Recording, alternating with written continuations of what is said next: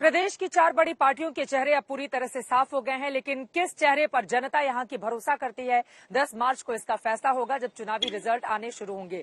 लेकिन इन सब के बीच आपको बताते चले, वायदों की झड़ी सी लग गई है उत्तर प्रदेश के चुनाव में। पहले कांग्रेस पार्टी की ओर से महिलाओं को लुभाने के लिए 40% टिकट देने की बात की गई। उसके बाद अब 20 लाख रोजगार का दावा कांग्रेस पार्टी की ओर से आज ही किया गया है। वहीं दूसरी तरफ पुरानी पेंशन की बहाली के अलावा पेंशन मुद्दे के साथ ही साथ फ्री में बिजली देने की बात बार बार अखिलेश यादव की ओर से की जा रही है। भारतीय जनता पार्टी भी तमाम चुनावी वायदों के साथ इस मैदान में है। अब किसके वायदे जनता के दिल में घर कर जाते हैं, किस पर वो भरोसा करती है, ये देखना महत्वपूर्ण होगा। निवेश और रोजगार के सृजन को भी आगे बढ़ाया। यहाँ के किसानों की आय दोगुनी नहीं हुई, महंगाई बढ़ी है, बेरोजगारी बढ़ी है। तकरीबन 16 लाख युवाओं ने रोजगार खोया है। प्रत्येक को सुरक्षा, लेकिन तुष्टीकरण किसी का नहीं। हम चाहते हैं कि विकास पर बात हो, चुनाव में आपके भविष्य की बात हो। यूपी में सियासी बिसात बिछी तो वादों के पिटारे खुलने लगे। रोजगार, महिला और युवाओं को टारगेट करते हुए कांग्रेस ने अपना नया घोषणा पत्र जारी किया, जिसमें कई लुभावने वादे किए गए।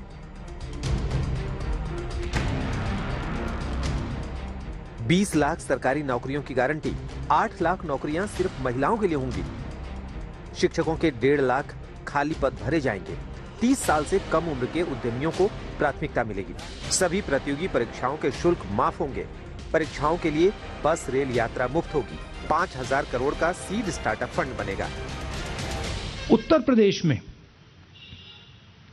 हर रोज, हर 24 घंटे तकरीबन 880 युवा रोजगार खोते हैं। बीजेपी के पिछले 5 सालों में तकरीबन 16 लाख युवाओं ने रोजगार खोया है। आपको याद होगा, प्रधानमंत्री ने कहा कि हम आपको 2 करोड़ साल के रोजगार देंगे। सच्चाई पूरे देश को दिख रही है। क्यों हो रहा है? क्योंकि देश का पूरा धन 2-3 बड़े उद्योगपतियों के हाथ दिया जा रहा है। जब हम 20 लाख नौकरियां कह रहे हैं, 20 लाख में से 12 लाख नौकरियों के लिए सरकार के लिए पद हैं और पैसे भी हैं। उन्होंने पद खाली रखे हुए हैं। उसमें से जो 8 लाख नौकरियां हैं वो हम स्किल पे बेस्ड और एंटरप्रेन्योरियल तरह से किस तरह से हम बढ़ावा देके वो रोजगार क्रिएट करेंगे, उसका भी पूरा रिसर्च है और हमने पूरी तरह से उसमें ये स्पेल आउट किया है। तो हम कोई खोखला, यहाँ पे कोई भी खोखला वादा नहीं कर रहे हैं।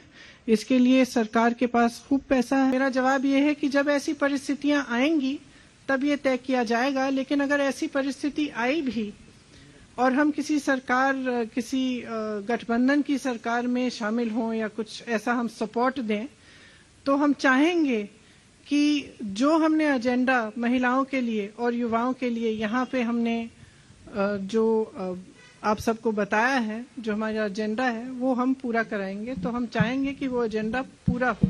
लड़की हूँ, लड़ सकती हूँ, जिसमें वो फोटो आता था वही चली गई छोड़ के कांग्रेस, और उसने जो स्टेटमेंट दिया उसको देख लो।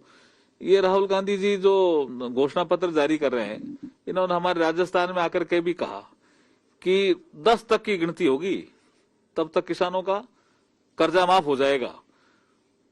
कल परसों बहुत से किसानों की जमीन जब बिकने लगी और किसानों ने हल्ला किया कि साहब ये क्या कर रहे हो, आप कर्जा माफ नहीं कर रहे हो, हमारी जमीनें बिक रही है रोडा एक्ट के तहत। वोट के वादों की झड़ी लगाने में कोई पीछे नहीं है। समाजवादी पार्टी ने भी मुफ्त बिजली से लेकर किसानों तक के लिए कई ऐलान किए, जिसके लिए